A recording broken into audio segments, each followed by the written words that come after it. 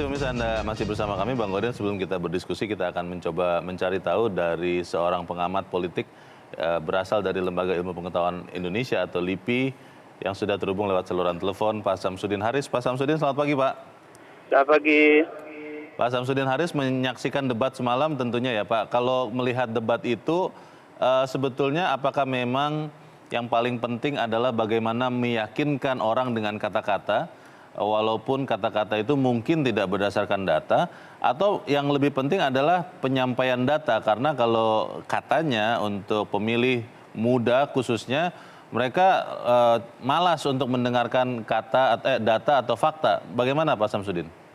Ya, tentu dua-duanya. Jadi penyampaian kualitatif penting, tapi tanpa didukung data itu tentu menjadi lemah gitu. Jadi bagaimanapun data tetap dibutuhkan untuk meyakinkan pemilih bahwa calon-calon presiden kita itu menguasai masalah, itu poinnya. Data itu sendiri harus benar-benar akurat atau boleh agak salah-salah sedikit, Pak? Iya, ya tentu sebaiknya datanya valid ya. Kalaupun salah-salah sedikit, meleset sedikit ya apa boleh buat, tapi data mesti valid. Itu satu. Yang kedua, data itu juga tidak boleh dimanipulasi. Sebab kalau ada manipulasi data tentu akan muncul kesan juga tidak paham gitu. Iya, iya. Manipulasi seperti apa Pak yang menurut Pak Samsudin Haris terjadi? Manipulasi itu maksudnya tentu ketika misalnya data mengenai penguasaan lahan, kalau nggak punya angka ya nggak usah disebut gitu. Kalau tidak punya angka jangan disebut. Tidak memiliki angka ya data, walaupun data itu sifatnya garis besar, sebaiknya disebut. Tapi kalau nggak menguasai, nggak paham ya jangan sampai disebut, sebab berpotensi seolah-olah berbohong atau dimanipulasi. Oke, kalau dari debat semalam Pak Samsudin, menurut Anda baik calon nomor 1 maupun nomor 02 itu sudah menggunakan data dengan baik atau belum? Iya, yang saya tidak habis pikir adalah paslon 02 itu kesan saya tidak siap gitu. Sebab beliau tidak didukung data ya, statement atau pernyataannya. Sedangkan 01 itu lumayan didukung data. Walaupun juga ada beberapa data yang tidak sepenuhnya akurat juga ya. Misalnya mengenai konflik agraria dan lain sebagainya itu. Nah, sangat disesalkan Pak Prabowo itu tidak di backup data, itu sayang betul. Itu kesempatan bagi beliau sebab tema semalam itu adalah tema yang ditunggu-tunggu oleh tim sesnya. Iya. Kalau Pak Samsudin, ini pertanyaan terakhir Pak. Kalau Anda melihat penyampaian data semalam baik oleh paslon 01 maupun 02, itu sudah bisa menyampaikan visi misi mereka terkait dengan bidang-bidang yang dibahas tidak, terkait dengan energi, pangan, infrastruktur, sumber daya alam dan lingkungan hidup. Sudah bisa menjelaskan tidak apa yang akan mereka lakukan, Pak? Ya sudah, walaupun tidak mendalam ya, sangat umum ya. Sangat umum sehingga pemilih tidak mendapat gambaran lebih jauh mengenai bidang-bidang yang diperdebatkan itu. Oke. Baik, nanti kita saksikan mungkin di debat-debat berikutnya Pak Samsudin, jangan-jangan akan ada data-data yang sangat akurat baik dari 01 maupun 02 ya. Harapan kita begitu. Iya. Baik. Terima kasih Pak Samsudin Haris sudah mencerahkan kami pagi ini. Selamat pagi, Pak. Pagi juga. Bang Gaudin, ada yang mengatakan begini, kalau data itu harus juga hati-hati menggunakannya karena data pun bisa digunakan dalam tujuan tertentu, mungkin bisa berbohong. Kebenaran yang diungkapkan sepotong-sepotong hanya diambil satu cuplik untuk mendukung kepentingan politik, itu sering terjadi di Indonesia. Nah, kalau bicara soal data ini, data itu benar-benar bisa membantu tidak menjelaskan visi misi dari dua paslon semalam untuk menjelaskan kepada rakyat siapa yang kita harus pilih. Ya, data itu kan masuk di dalam kategori logos ya. Yeah. Nah, supaya bisa meyakinkan memang harus menggunakan data, tentu data yang sangat-sangat akurat. Yeah. Nah, data itu sangat diperlukan, apalagi terkait data statistik itu sangat-sangat diperlukan, dan anak muda sekarang itu sangat dekat dengan persoalan-persoalan data dan persoalan statistik. Mereka kritis itu ya soal data itu ya? Iya, sangat kritis. Kalaupun salah pasti mereka katakan salah. Oke. Gitu. Nah, tadi malam kita melihat petahana itu memberikan data yang dengan sangat lancar ya, dan menurut saya hal yang sangat wajar karena memang petahana dia menyampaikan apa yang sudah dilakukan. Sementara penantang itu kan mestinya memberikan pikiran besar yang kemudian didetailkan. Dengan cara itu masyarakat terpikat. Dan mestinya bisa diuji seluruh pokok pikiran yang disampaikan itu kan mestinya bisa diuji. Tapi tadi malam itu kan kita tidak melihat hal itu. Bahkan kata orang ada yang memenangi debat, ada yang memenangi lahan gitu ya. Nah, hal seperti itu ke depan masih ada 3 kali debat. Dan saya kira masih ada waktu untuk semua pasangan calon itu untuk memperbaiki diri. Sehingga debat sebagai bagian dari pendidikan politik itu tercapai. Mengapa dibutuhkan debat di dalam demokrasi? Supaya demokrasi itu benar-benar logik gitu ya. Demokrasi yang rasional, bukan demokrasi emosional, atau dengan kata lain, ketika memilih itu ada dasar pilihannya. Bukan pada emosi, tetapi pada data atau pada fakta bahwa memang calon yang didukung itu layak untuk memimpin Republik Kalau ini. soal data, Bang Gaudens, ada yang mengatakan begini, ada yang mengusulkan bahwa sebetulnya data itu tidak apa-apa ada catatannya, ada tertulis di masing-masing paslon, karena data itu kan banyak sekali. Mungkin baik Pak Jokowi maupun Pak Prabowo tidak bisa mengingatnya begitu rupa. Jadi yang penting adalah pola pikirnya, strateginya seperti apa. Kalau untuk angkanya sendiri mereka boleh lihat. Itu bagaimana, Bang? Ya betul sekali. Cuman kan persoalannya ketika tadi malam itu kan tanpa kisi-kisi. Berbeda misalnya kalau 17 Januari ketika itu kisi-kisi diberikan, tim sukses bisa menyiapkan data. Jadi yang sangat tampak tadi malam itu bagaimana kemampuan individu, bukan lagi sebagai sebuah tim, tetapi kemampuan individu masing-masing calon presiden itu teruji. Jadi originalitas Jokowi itu maupun Prabowo itu benar-benar terlihat tadi malam. Ada dengan mata telanjang kita melihat siapa mengungguli siapa tadi malam. Kembali lagi ke premis awal, katanya kalau pendukung fanatis atau loyalis, debat itu tidak terlalu berpengaruh karena apapun yang terjadi, saya sudah suka kepada A, ya sudah A saja. Walaupun si A ini salah, bicaranya tidak pakai data, saya tetap memilih A. Bagaimana ini bisa membuat demokrasi kita berhasil, kita bahas di bagian berikut. Dan pemirsa, tetaplah bersama kami, Editorial Media Indonesia. Segera kembali.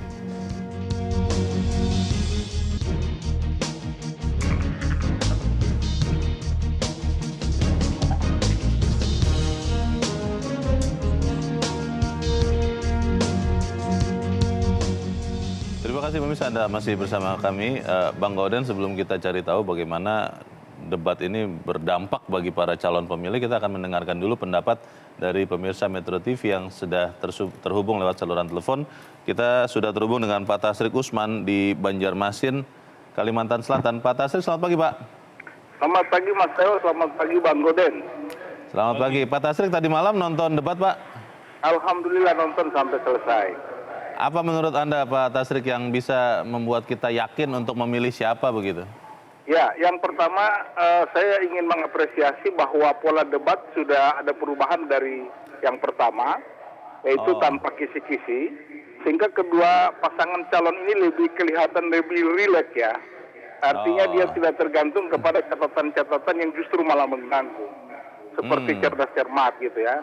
Itu yang pertama. Yang kedua, saya melihat bahwa apa yang disampaikan oleh kedua capres ini sudah memberikan satu gairah bagi para pemilih. Sebenarnya saya sependapat dengan Mas Teo bahwa pengaruh debat itu tidak terlalu signifikan karena baik Pak Jokowi sudah mempunyai pendukung fanatik maupun Pak Prabowo. Yang disasar oleh debat ini adalah swing voter, pemilih yang masih ragu yang ingin melihat bagaimana program kedua pasangan calon ini yang terbaik untuk bangsa. Kemudian yang kedua, ke depan saya berharap jangan lagi ada katakan pola-pola debat yang menyerang pribadi. Itu dihindari karena itu menjadi yang menyerang pribadi itu menjadi kekurangan bagi yang menyerang. Yang dibicarakan adalah program dan kebijakan. Itu yang kedua. Yang ketiga, kalau kita bicara data, tentu kita melihat fakta. Misalnya, tadi malam Pak Prabowo mempertanyakan ke Pak Jokowi tentang bagaimana dengan janji-janji kampanye pada saat itu tentang impor. Kemudian kan faktanya memang masih impor, tapi kan Pak Jokowi juga menjawab memang impor, tetapi jagungnya juga ada penurunan. Nah, hal-hal seperti itu yang ditunggu oleh masyarakat. Jadi kita ingin diedukasi dengan pendidikan politik yang cantik begitu. Terima kasih. Terima kasih Pak Tasrik Gusman di Banjarmasin, Kalimantan Selatan. Selamat pagi Pak. Pak Tasrik mengatakan jangan menyerang pribadi, tapi menyerang saling mengadu program begitu ya, Bang Godens. Kita akan mencoba mendengarkan pemirsa Metro TV berikut. Ada Pak Sunoto di Cirebon, Jawa Barat. Pak Sunoto, selamat pagi Pak. Selamat pagi, Bang Leo dan Bang Godien. Silakan Pak Sunoto. Ya, tadi malam juga saya nyimak. Jadi itu judulnya tadi bagus kalau dilanjutin jadi pantun. Data fakta versus kata-kata, ya kan? Kerja nyata versus retorika. Dan akhirnya rakyat mendapat gambaran yang nyata. Sehingga siapa yang akan menjadi presiden kita? Jenderal kita atau tukang mebel kita, iya kan? Orang Jakarta atau orang Surakarta. Ini menarik tadi malam itu, walaupun dia rada males-males nontonnya, ya kan? Yang kedua, Bang Leo dan Bang Godien, calon presiden itu mestinya menumpahkan semua isi hati dan isi kepalanya untuk disajikan kepada segenap rakyat bahwa inilah saya calon pemimpin negeri ini. Dan tesis-tesis yang dikeluarkan itu bukan tesis yang rata-rata dan normatif. Kalau sesuatu yang normatif, Bang Godian, itu di buku pelajaran kewarganegaraan atau di zaman dulu kita adalah buku sipik, itu udah lengkap. Iya kan? Jadi jangan ngomong keadilan sosial bagi seluruh rakyat Indonesia menggebu-gebu, yang semua orang udah tahu bahwa itu adalah benar. Kita jaga persatuan dan kesatuan, sudah tahu masyarakat itu. Jadi coba ide-ide yang kreatif, bagaimana apa yang diingini rakyat sampaikan. Contoh, apa yang diingini yang tidak diingini rakyat. Contoh, bagaimana memberantas geng motor misalnya. Panggil Kapolrinya. Kamu 6 bulan nggak selesai, saya ganti. Yang nyata-nyata kayak gitu, Bang Godir. Udah tahu bahwa geng motor itu Sabang Merauke tidak ada yang suka, tapi tidak pernah ditangani secara baik dan cepat. Nah, mestinya masing-masing ini harus menyampaikan tesis-tesis yang di atas rata-rata, karena catatannya satu, Bang Godien.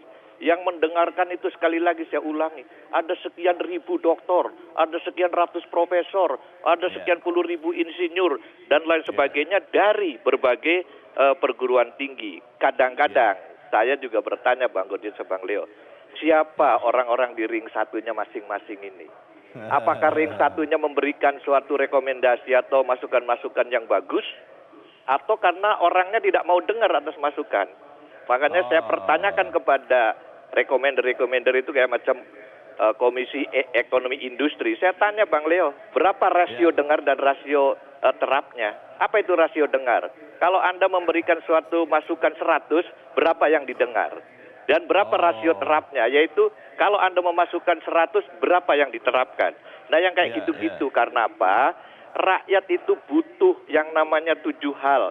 Sandang, pangan, papan, pendidikan, kesehatan, transportasi, dan komunikasi. Dan siapa syaratnya orang yang menyelesaikan itu semua? Kanjeng Nabi Muhammad dan mensyaratkan hanya 4, Bang Godien.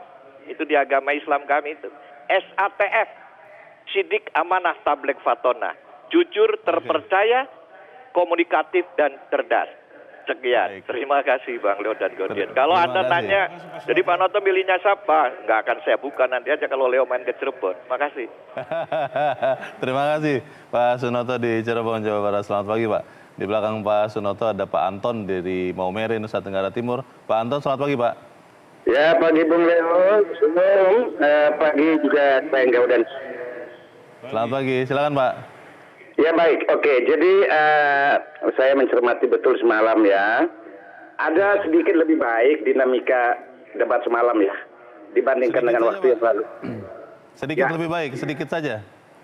Oh iya, sedikit saja, tidak terlalu banyak. Karena moderator berperan hanya sebagai timekeeper aja. Nah itu.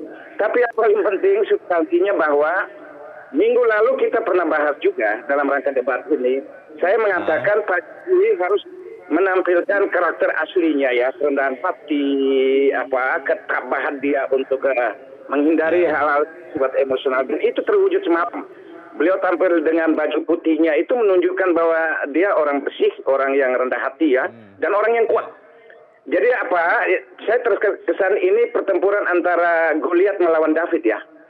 Dan gitu sekali David itu membidik ya. Di sini saya lihat dalam dinamika semalam itu bahwa pertama bicara tentang data itu yang selalu diharapkan oleh masyarakat. Dan Jokowi sangat akurat, yang sementara Prabowo itu mengawang-awang, tidak berpijak bumi. Yang kedua, jebakan yang dilakukan Jokowi itu sangat elegan, ya, jebakan yang Prabowo bingung untuk menjawab. Yang terakhir, ya, serangan yang bersifat individu, tapi serangan itu bukan individu dalam konteks yang sempit ya. Itu luar biasa kepemilikan tanah yang walaupun dibilang itu HGU dan segala macam. Itu jitu sekali. Tapi yang terakhir yang mau saya katakan, kita melihat ini dari segi IQ, EQ, dan SQ, Jokowi itu hebat. Gestur leadership-nya itu terlihat semalam. Orangnya rapi, ya semua terencana. Bicara ada semua itu betul-betul rapi terwujud dalam approach-nya. Pak Prabowo ini acak-acak saja gitu. Saya setuju dengan pembicara yang sebelumnya tadi itu.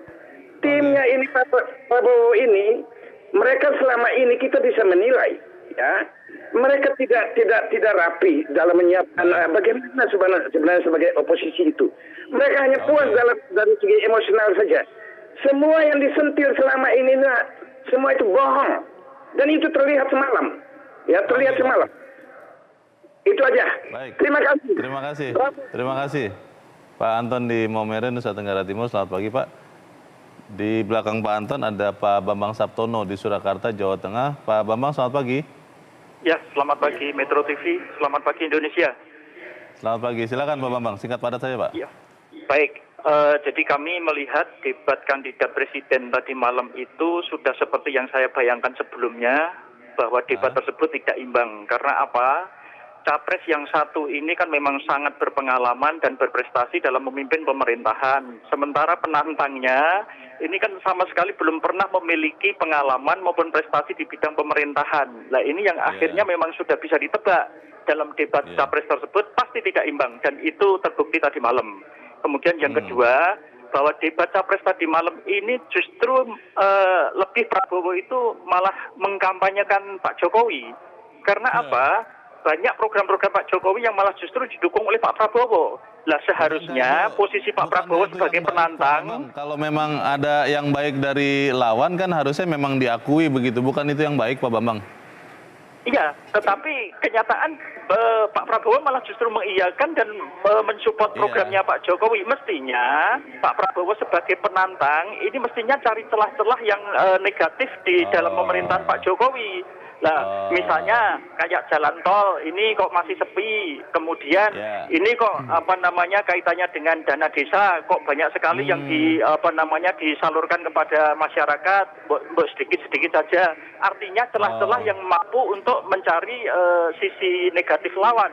Tetapi ini kok malah justru Pak Prabowo terbawa kepada arusnya Pak Jokowi. Lah kemudian begini, yang terpenting malahan saya melihat debat tadi malam itu justru melihat karakter yang sebenarnya Pak Prabowo, yaitu karakternya sebenarnya santun, tidak seperti karakter-karakter tim suksesnya. Contoh Fadlizon, Amin Rais, Fahri Hamzah dan sebagainya. Ini saya melihat Prabowo ini malah lebih santun, elegan. Lah sehingga sebenarnya kalau dari awal Pak Prabowo itu menampilkan tim suksesnya itu juga seperti yang karakternya Pak Prabowo, ini sebenarnya kondisi Indonesia ini akan lebih harmonis, lebih indah. Nah, jadi saya melihat ya seperti itulah kaitannya dengan debat tadi malam, dan saya melihat debat ke depan pun juga masih suasana yang tidak berimbang. Terima kasih. Oke, terima kasih Pak Bambang Saptono di Surakarta, Jawa Tengah. Selamat pagi Pak. Menarik pendapat dari pemirsa, tapi kita harus bahasnya selepas jeda lagi Bang Odes. Pemirsa tetap bersama kami, Editorial Media Indonesia segera kembali.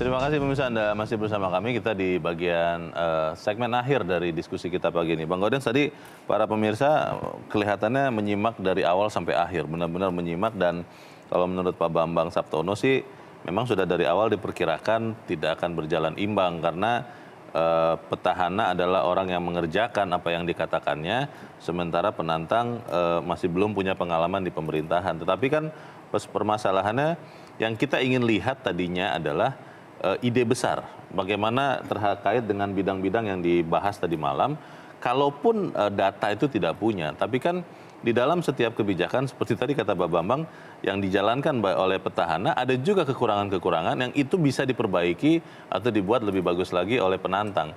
Kenapa itu tidak keluar tadi malam ya? Ya, teori besarnya kan argumentasi yang baik itu secara substansi itu sangat bagus, tetapi cara menyampaikannya juga jauh lebih bagus. Oh ya. Nah, tadi malam itu argumentasinya, ada capres yang argumentasinya tidak dapat, cara menyampaikannya juga tidak dapat.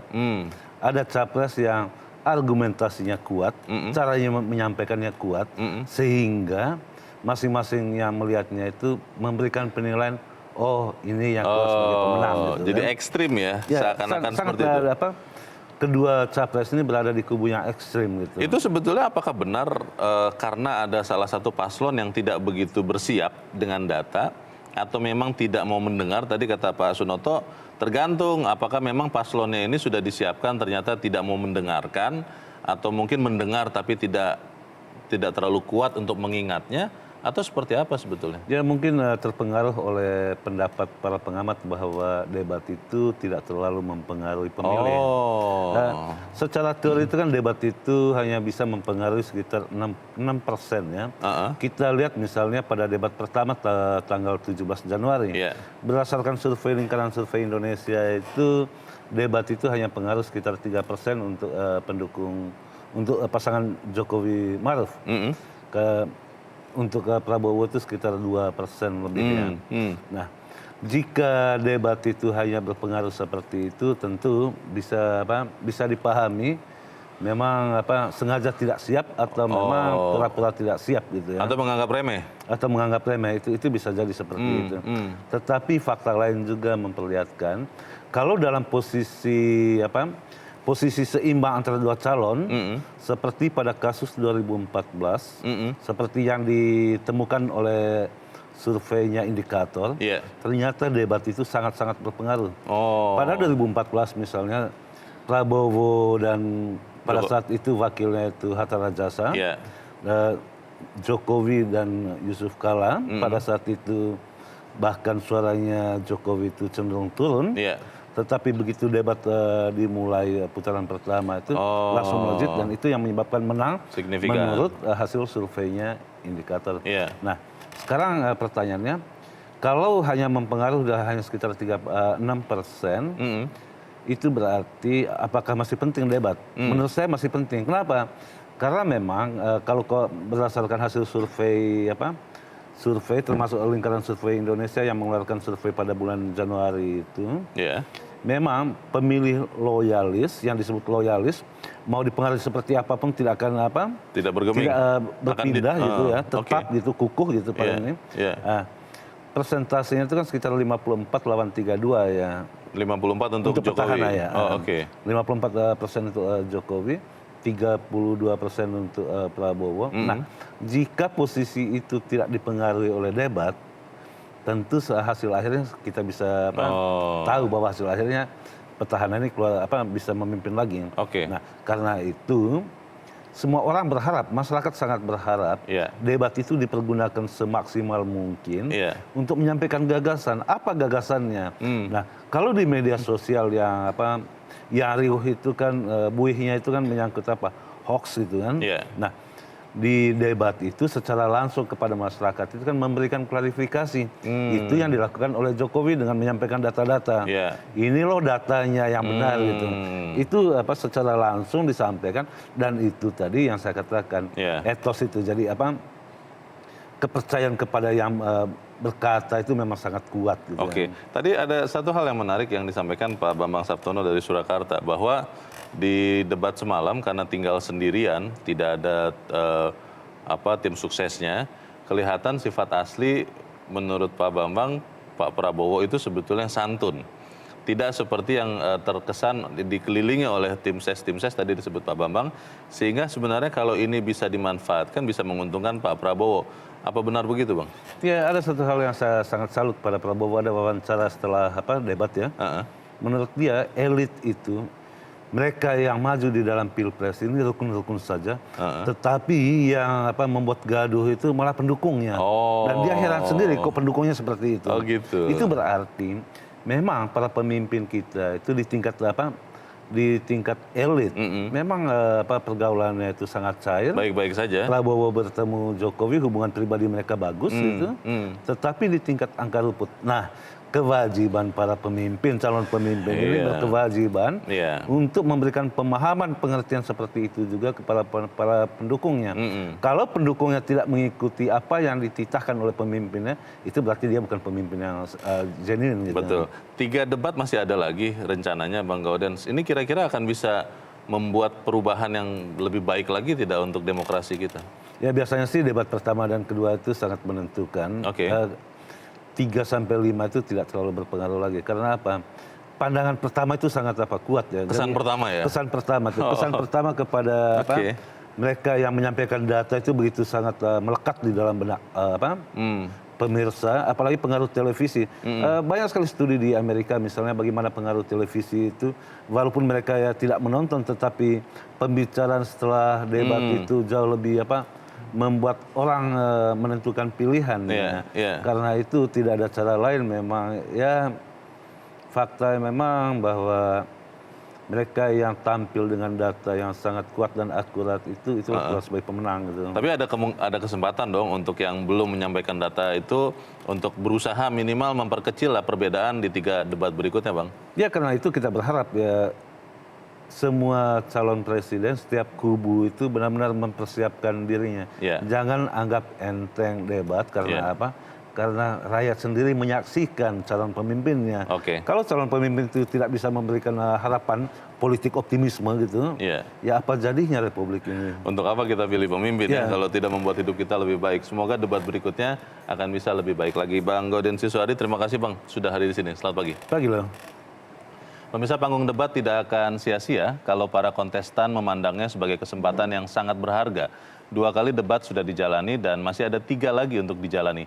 Kita berharap penampilan kedua pasangan calon presiden dan calon wakil presiden semakin memikat di debat-debat berikut, sehingga publik semakin bersemangat untuk menggunakan hak pilihnya dan menjatuhkan pilihan kepada calon yang punya kapabilitas untuk membuat Indonesia semakin hebat.